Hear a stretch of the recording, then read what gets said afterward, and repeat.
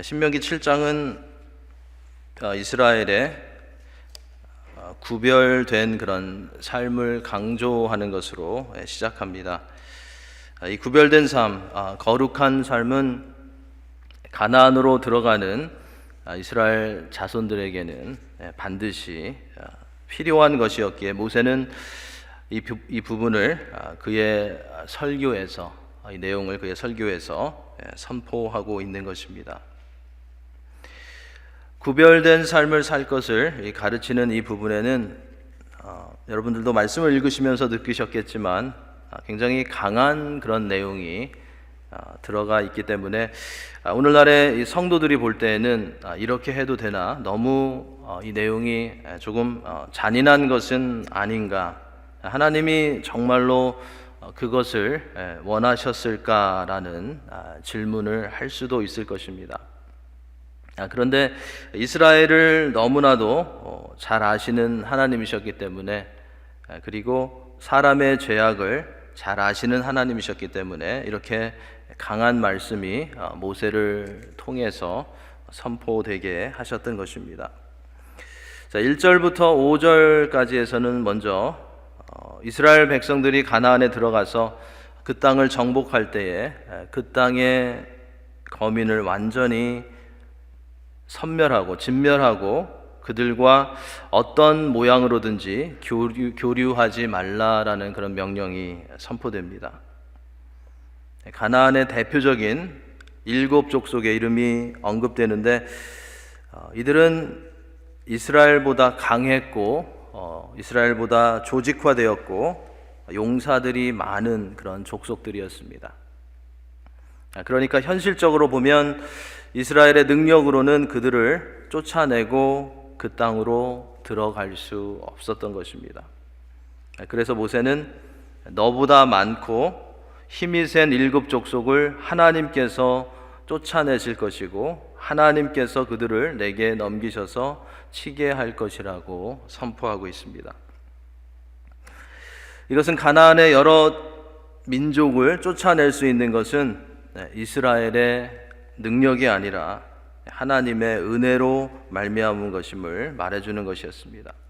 우리가 잘 알고 있는 대로 가나안에 들어갔던 정탐꾼들이 보고했던 내용을 보면 가나안 족속들은 이스라엘 백성들과 비교할 수 없을 만큼 강했습니다. 그래서 이스라엘 사람들은 자신들은 그들 앞에서 메뚜기와 같다고까지 그렇게 표현을 했습니다. 그렇기 때문에 이스라엘 백성들은 하나님의 약속의 말씀을 철저하게 신뢰하고 하나님의 능력을 의지하여 나아가서 싸울 때에만 승리할 수 있었던 것입니다. 만약에 그들이 이 싸움에서 진다면 그것은 하나님의 능력이 부족해서가 아니라 그들에게 문제가 있기 때문이라는 것을 우리는 알 수 있습니다. 가나안에 들어간, 또 가나안을 정복하는 이스라엘 자손들이, 2세들이 가나안 정복 전쟁에서 진다면 그것은 분명히 하나님의 능력이 부족해서가 아니라 그들에게 어떠한 문제가 있다라는 것을 우리는 알 수 있습니다. 우리도 그렇습니다. 우리가 신앙생활을 하면서 승리하지 못하고 넘어지는 것은 우리를 붙들고 계시는 주님의 능력이 부족해서가 아니라 우리가 그 주님을 신뢰하지 않아서 그렇게 될 수 있다라는 것을 우리는 인정할 수밖에 없는 것입니다. 주님의 능력이 부족해서 우리가 이 땅에서 승리하지 못하고 주님이 원하시는 일을 감당하지 못하는 것이 아니라 우리가 연약해서, 그리고 죄 때문에 우리가 그렇게 할 수 없다라는 것을 인정해야 하겠습니다. 모세는 가나안 족속과 어떤 언약도 하지 말고 그들을 불쌍히 여기지도 말고 그들과 혼인하지도 말고 그들의 제단을 헐고 우상을 불사르며 그들을 진멸할지니라는 그런 명령을 내립니다. 이것은 인간의 동정심을 금하는 그런 명령이 아니라 가나안 족속들의 악한 죄악들의 그런 영향력이 이스라엘에게 미치지 않게 하기 위해서 철저하게 내렸던 그런 명령이었습니다. 그래서 죄로 극심하게 오염되어 있는 가나안 족속들은 진멸될 수밖에 없었던 것입니다. 조금 잔인한 것이 아닌가라는 그런 생각이 들기도 하는데요. 하지만 그 가운데서도 말씀을 자세히 보면, 또 우리가 구약 성경을 보면 여호와 하나님을 두려워하는 자들은 진멸될 위험에서 항상 벗어날 수 있는 그런 기회가 주어졌습니다. 대표적인 예가 여호수아 2장에 나오는 기생 라합입니다. 그리고 그의 가족입니다. 라합은 여리고에 들어온 정탐꾼들에게 자신은 여호와 하나님께서 가나안 땅을 이스라엘에게 주실 것을 안다고 그렇게 고백하면서 앞으로 이 땅을 차지할 때에 자신과 자신의 아버지 집을 선대하도록 맹세하고 또 증표를 받았습니다. 그래서 나중에 라합과 그의 가족이 구원을 받게 됩니다. 본문에서 이 가나안 족속에 대한 모세의 명령은 하나님의 긍휼과 자비의 속성보다는 죄를 미워하시고 회개하지 않는 자들을 심판하시는 하나님의 거룩한 그런 성품이 더 드러나고 있습니다. 그래서 우리가 이 말씀을 잘못 이해하면 긍휼과 자비하신 하나님께서 어떻게 이러한 명령을 내릴 수 있나, 또 어떤 분들은 이러한 말씀 때문에 예수님을 또 멀리하는 그런 분들도 계십니다. 그런데 우리가 말씀을 자세히 보면 여기에서는 하나님의 긍휼하심과 자비하심을 강조하는 그런 말씀이 아니라 죄를 미워하시고 회개하지 않는 자들을 심판하시는 하나님의 거룩하신 그런 성품이 나타나고 있는 것입니다. 이방 족속들은 자신들이 생존하기 위해서 이스라엘과 협정을 맺으려 했고 정략적인 그런 혼인을 통해서 유익을 얻으려고 했습니다. 이러한 협정과 혼인은 이방 문화와 우상들로 이스라엘을 전염되게 하는 그런 통로였기 때문에, 그런 기회를 주는 것이었기 때문에 그들과 혼인하지 말라는 명령도 내려졌던 것입니다. 4절에서는 이제 구체적인 그런 위험성을 지적해 주고 있습니다. 그는 내 아들을 유혹하여 그가 여호와를 떠나고 다른 신들을 섬기게 함으로 여호와께서 너희에게 진노하사 갑자기 너희를 멸하실 것임이니라. 그렇죠? 이방인들과 결혼하는 것이 얼마나 그들과 타협하는 것이 얼마나 위험한 것인지 경고가 주어지고 있습니다. 구별된 삶을 강조하는 오늘 본문의 두 번째 부분인 6절부터 어떻게 이스라엘이 택함을 받았는지에 대한 그런 설명이 나옵니다.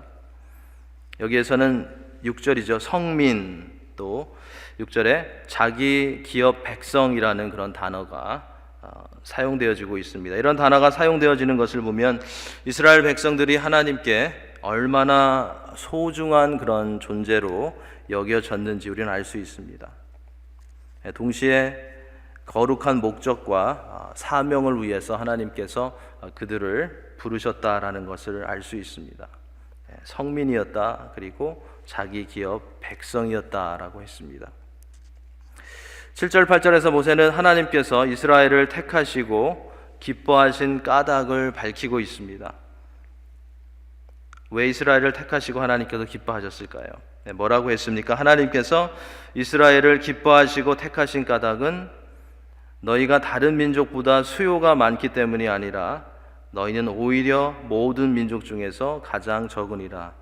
여호와께서 다만 너희를 사랑하심으로 말미암아라고 했습니다. 결국 이스라엘이 택함을 받은 것은 다른 민족보다 더 강하고 더 나은 조건이 있어서가 아니라 전적인 하나님의 은혜와 사랑에 의한 것임을 모세는 말해주고 있는 것입니다. 그러니까 이스라엘은 자신들이 선택을 받았다라는 것을 자랑할 수 없었다라는 것입니다. 자랑하면 안 되었다라는 것입니다. 그들은 자랑할 수 없었고 오직 그들은 겸손하게 하나님의 말씀에 순종해서 하나님이 그들을 택하신 목적을 이루어 드리는 그 일을 잘 감당해야 했던 것입니다. 이스라엘이 자신들이 선택받았다라는 것은 절대로 자랑할 수 없었다는 것입니다. 이처럼 우리들도 우리의 구원을 자랑할 수 없는 것입니다. 왜냐하면 우리가 무엇을 한 것이 아니라 하나님께서 하셨기 때문입니다. 우리가 할 수 있는 것은 우리를 하나님의 자녀로 삼아주신 하나님께 감사하며 하나님을 위해서, 하나님의 영광을 위해서 사는 것입니다. 자, 신명기 7장에 이제 12절부터 16절에서는 하나님께서 주신 계명을 준수할 때 따르는 축복에 대한 그런 교훈이 나옵니다. 계명에 순종하는 자의 축복된 삶에 대해서 모세는 여기서 말해주고 있는 것입니다. 12절에서는 이스라엘 백성들이 하나님의 계명을 잘 지키면 하나님께서도 맹세하신 언약을 지키신다고 했습니다. 그래서 그들에게 인애를 베푸시겠다라고 그렇게 모세는 말해줍니다. 그러면서 모세는 하나님께서 베푸실 인애의 구체적인 그런 내용을 말해주고 있습니다. 어떠한 내용일까요? 첫째로는 하나님께서 번성케 하실 것임을 말합니다.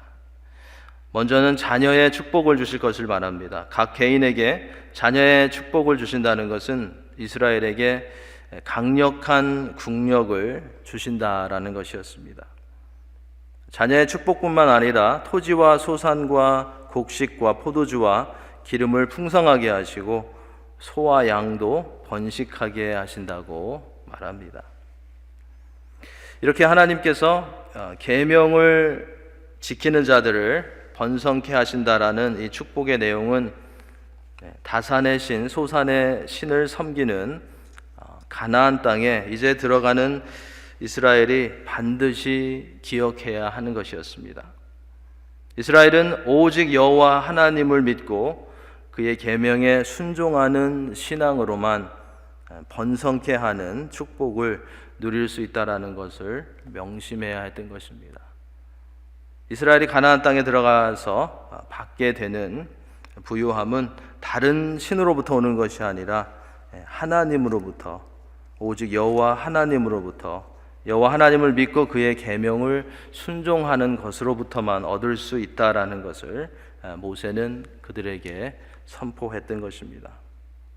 자녀의 축복, 또 소산의 그런 축복에 이어서 하나님의 계명을 지키는 자에게는 각종 질병으로부터 보호해 주시고 지켜 주실 것임을 15절에서 모세는 말합니다.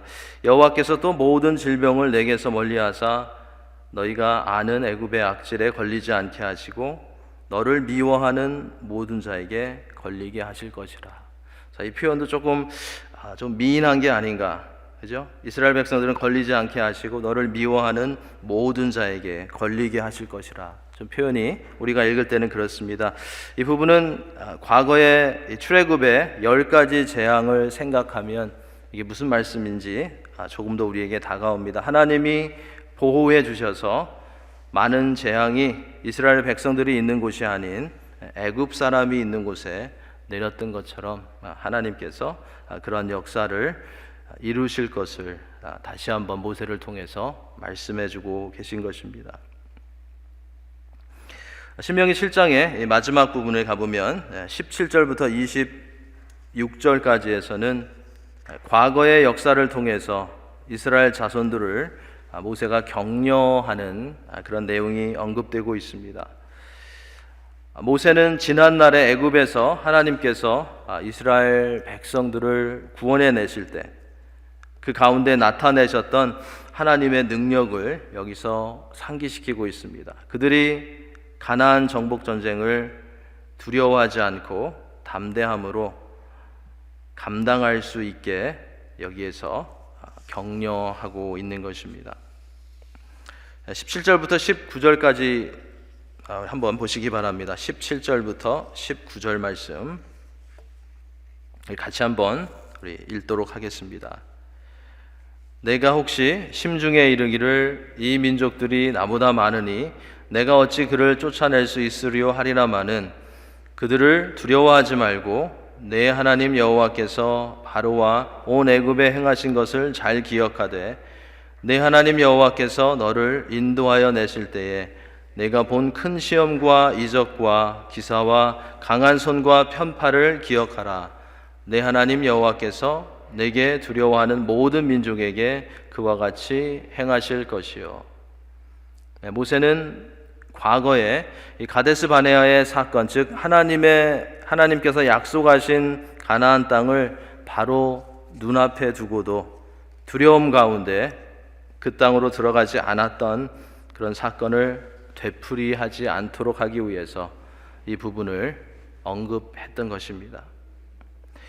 이스라엘 자손들이 과거의 조상들과 같이 하나님의 능력을 보지 않고 가나안 족속의 숫자가 많고 강하다는 상황만 보면 그들은 두려워할 수밖에 없었습니다. 하지만 그들이 과거에 하나님이 이스라엘에게 어떠한 능력을 보여주셨는지를 생각해 보면 그들은 두려움을 극복하고 하나님께서 약속하신 대로 가나안 땅으로 들어가서 그 땅을 차지할 수 있었습니다. 그래서 모세는 하나님을 기억하라고, 하나님의 역사를 생각해 보라고 말하면서 이스라엘 자손들을 격려했던 것입니다. 이렇게 하나님의 능력을 언급하는 가운데 우리 20절에 보시면 조금 우리에게 익숙하지 않은 그런 표현이 나옵니다. 그것은 여호와께서 왕벌을 보내셔서 너를 피하여 숨은 자를 멸하시겠다라고 하신 것입니다. 자, 왕벌. 그런데 하나님께서 가나안 정복을 위해서 실제적으로 왕벌을 보내셔서 이스라엘 자손들을 도왔다라는 그런 기록은 성경에 없습니다. 그래서 이것을 우리가 문자적인 왕벌을 말하는 것이 아님을 알 수 있습니다. 가나안 족속을 쫓아내는 일에 이것은 하나님께서 개입하신다라는 것을, 하나님께서 먼저 앞에 가서 행하신다라는 것을 보여주는 그러한 표현입니다. 항상 하나님께서 일하실 때 이스라엘의 백성들의 삶 가운데 하나님께서 일하시는 그런 손길을 보면 많은 경우에, 특별히 전쟁에 나갈 때는 하나님께서 왕벌처럼 앞에 가셔서 모든 일을 준비해 놓으시고 이스라엘 백성들이 순종했을 때 이기게 하셨던 것을 볼 수 있습니다. 바로 그러한 모습을 여기에서 모세가 언급하고 있는 것입니다. 21절에서는 크고 두려운 하나님이 너희 중에 계심이니라라고 했습니다.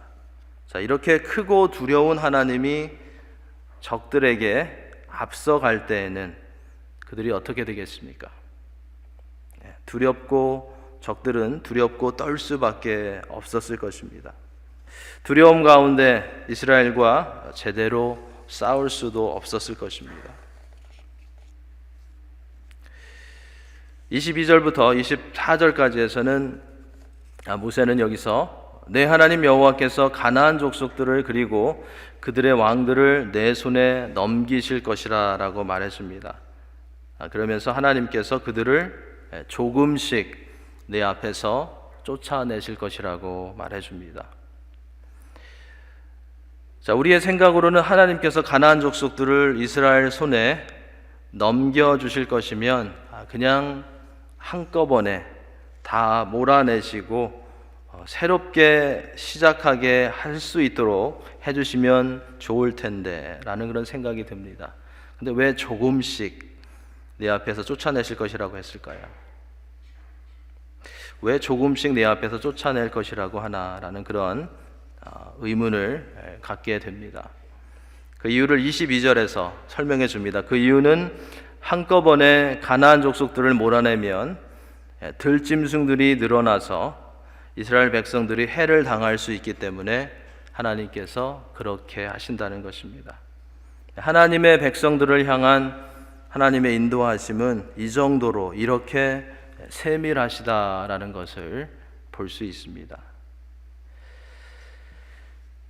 우리는 어떤 일이 항상 빨리 이루어지고 빨리 해결되고 빨리 정리되기를 원하지만 하나님께서는 빨리보다도 그 일이 하나님의 백성들에게 유익이 되는지, 그리고 그 일이 하나님의 뜻을 이루는데 사용되어질 수 있는지를 생각하시면서 인도하신다는 것입니다. 그래서 우리는 어떤 일이 빨리 이루어지지 않을 때, 딜레이 될 때에는 하나님께서 어떤 일을 하려고 하시는가, 어떤 일을 하나님께서 준비하고 계신가를 기도하며 살펴보아야 할 것입니다. 그냥 하나의 큰 example로 저희가 계속 우크라이나를 위해서 기도하고 있습니다. 전쟁이 좀 멈췄으면 좋겠다. 많은 사람들이 덜 희생되었으면 좋겠다. 굉장히 오래됐죠. 계속 기도하고 있죠. 그런데 우리가 보기에는 우리가 기도한 그 일이 일어나지 않는 것 같습니다. 그죠? 전쟁이 조금씩 더 치열해지고 더 많은 사람들이 희생되고 있습니다. 이럴 때에도 우리는 하나님께서 어떠한 일을 하고 계시는지, 왜 이 일을 빨리 하나님께서 이루어 주지 않으시는지, 왜 이 일을 딜레이 시키는지, 지금 과연 하나님께서 우크라이나를 통하여서 이 전쟁을 통해서 세계 가운데 어떤 일을 하고 계신지, 어떤 일을 하려고 하시는지, 어떤 일을 준비하고 계신지 우리는 그런 생각을 해보면서 조금 더 넓게 하나님의 뜻이 그 가운데서도 아름답게 이루어지고 펼쳐질 수 있도록 기도할 수 있는 그런 성도가 되어야 할 것입니다. 오늘 본문의 마지막 부분인 25절, 26절에서는 정복하는 땅 가나안의 우상을 섬기지 말라고 다시 한번 모세가 촉구하는 그런 내용이 나옵니다. 이것은 이스라엘 자손들이 우상을 섬기게 될 가능성을 염려한 그런 명령입니다. 우상 숭배의 가능성을 완전히 제거해 버리라는 그런 명령이었습니다. 조각 신상에 입힌 25절에 나오는 말씀입니다. 조각 신상에 입힌 은이나 금을 탐내지 말며 취하지 말라. 내가 그것으로 말미암아 올무에 걸릴까 하노니라고 명령했습니다. 무슨 위험성을 말하는 것입니까? 조각 신상에 입혀져 있는 은이나 금을 취하려고 하다가는 우상에게 가까워지게 되고 우상 숭배를 하게 될 수도 있다라는 그런 경고의 말씀입니다. 26절에서는 가증한 것, 즉 우상 숭배에 관련된 물품들을 내 집에 들이지 말라고 했습니다. 25절에서 경고했던 것과 같이 아무리 작은 것이라고 해도 우상 숭배의 물품이 집에 들어오면 올무가 된다는 것을 모세는 말해주고 있는 것입니다. 그래서 처음부터 내 집에 들이지 말아야 한다고 교훈하고 있는 것입니다. 여기서는 진멸을 당할까봐 우상 숭배와 그러한 것들을 멀리하라고 했지만, 사실 이스라엘 자손들이 이러한 우상을 멀리하고 버려야 하는 그런 이유는 그들이 하나님의 백성이었기 때문이었습니다. 이것을 멀리해야 되는 이유는 그들이 하나님의 거룩한 구별된 백성이었기 때문에 그렇습니다. 성도들도 하나님이 내리시는 어떤 징계나 벌이 무서워서 죄를 멀리할 때도 있지만, 그것보다는 주님을 사랑하는 그런 동기에서, 주님의 은혜에 감사하는 그런 동기에서 나의 죄로 인해서 주님의 교회와 성도들이 어려움을 당하지는 않을는지를 생각하는 그런 가운데서 죄를 멀리하고 죄와 싸우는 그런 하나님의 자녀들이 되어야 하겠습니다. 오늘은 말씀 가운데 거룩한 하나님의 백성들에 대해서 생각해 보았습니다. 이스라엘 백성들이 가나안의 문 앞에 와 있을 때 그들은 하나님에 대해서 알고 하나님의 율법을 아는 것도 중요했지만 그들 자신이 누구인지를 아는 것이 꼭 필요했습니다. 가나안 땅으로 들어가기 위해서 율법도 중요했고 하나님이 어떠한 분이신지 아는 것도 중요했지만 그들이 놓칠 수 없었던 것은, 꼭 알아야 하는 것은 그들 자신이 누구인지를 알아야 했습니다. 그래서 하나님께서는 모세의 설교를 통해서 이스라엘 자손들이 거룩한 백성이라는 것을 확실히 깨닫기를 원하셨던 것입니다. 거룩한 백성은 자신이 하나님의 행위로 거룩해졌다는 것을 알아야 하고, 거룩한 백성은 자신이 하나님의 소유라는 것을 알아야 했습니다. 거룩한 백성은 의무와 책임이 따른다는 것을 알아야 했습니다. 그리고 거룩한 백성은 그들이 구별된 삶을 살지 않고 타협할 때에는 하나님의 징계가 있다라는 것을 알아야 했습니다. 그들은 하나님께 속해 있으므로 어느 누구에게도 자신을 넘겨줄 수 없었습니다. 가나안으로 들어가는 이스라엘 자손들에게는 이것을 아는 것이 필요했습니다. 자신들은 하나님께 속해 있는 백성들이고, 자신들은 하나님의 특별한 목적을 위해서 구별된 사람들이라는 것을 알아야 했습니다. 그 귀중함과 그 가치를 알아야 했습니다. 그럴 때 그들은 가나안에 들어가서 타협하지 않고 하나님만을 바라보며 나아갈 수 있었던 것입니다. 이렇게 중요한 이유가 있기 때문에 모세는 신명기 7장에서 거룩한 백성, 구별된 백성이라는 것을 강조하면서 반복하면서 가르쳤던 것입니다. 우리도 하나님에 대해서 알고 또 하나님의 말씀을 아는 것도 중요합니다. 그런데 오늘 말씀과 같이 우리는 우리 자신이 누구인지, 하나님은 우리 자신이 어떤 존재가 되기를 원하시는지를 아는 것이 믿음으로 걸어가는데 상당히 중요합니다. 우리도 하나님의 은혜 가운데 구별된 백성이 되었습니다. 성도가 되었습니다. 구별되었다는 것은요, 특별한 목적을 위해서 부르심을 받았다는 것입니다. 사명을 받았다는 것입니다. 또한 구별된 백성은 하나님의 소유가 되었다는 것입니다. 예수 그리스도를 통해서 하나님의 소유가 된 우리는 무엇을 하든지 우리를 구별해 주신 하나님, 그리고 우리의 주인이신 예수님을 나타내는 그런 삶을 살아가야 합니다. 우리가 거룩하게 되었다는 것은, 우리가 구별되었다는 것은 우리의 삶을 통해서 우리는 세상에 속한 것이 아니고, 우리는 어떤 다른 신에게 속한 것이 아니고 하나님께만, 예수님께만 속해 있다라는 것을 증거하는 그런 삶을 사는 것입니다. 우리는 우리 자신이 너무 원해서 거룩한 하나님의 백성, 자녀가 된 것이 아니라 하나님의 은혜 가운데 우리가, 하나님께서 우리에게 특권을 주신 것입니다. 그만큼 우리에게 책임이 따르고, 때로는 구별된 백성으로 살아가는데 실패할 수 있는 그런 위험이 따르는 것입니다. 특권이지만, 은혜이지만 책임이 있고 위험이 있는 것입니다. 이스라엘 백성들이 가나안 땅에 들어가는 것, 그 땅에 구별된 백성으로 들어가는 것 특권이지만 거기에는 책임이 있고 위험이 있고 경고가 있었습니다. 그런데 우리 하나님은 우리를 부르시고 구별하시고 책임과 경고를 하시는 가운데에는 소울스를 말씀해 주십니다.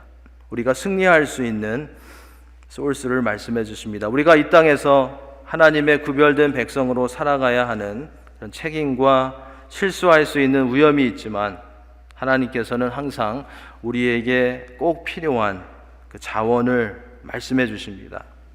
무엇입니까? 그것은 하나님의 임재하심입니다. 주님의 함께하심입니다. 주님이 우리 앞에서 행하심입니다. 우리를 거룩한 백성, 구별된 하나님의 자녀로 불러주시고 우리를 통해서 일하시기 원하시는 하나님께 감사하며 세상과 구별된 백성으로 살아가기 위해서 하나님의 임재하심을, 하나님의 함께하심을, 하나님의 계획하심을 믿고 의지하며 하루하루를 거룩한 하나님의 백성으로 존귀한 하나님의 자녀로 살아가시는 여러분들이 되시기를 예수님의 이름으로 간절히 축원합니다. 아멘. 시간에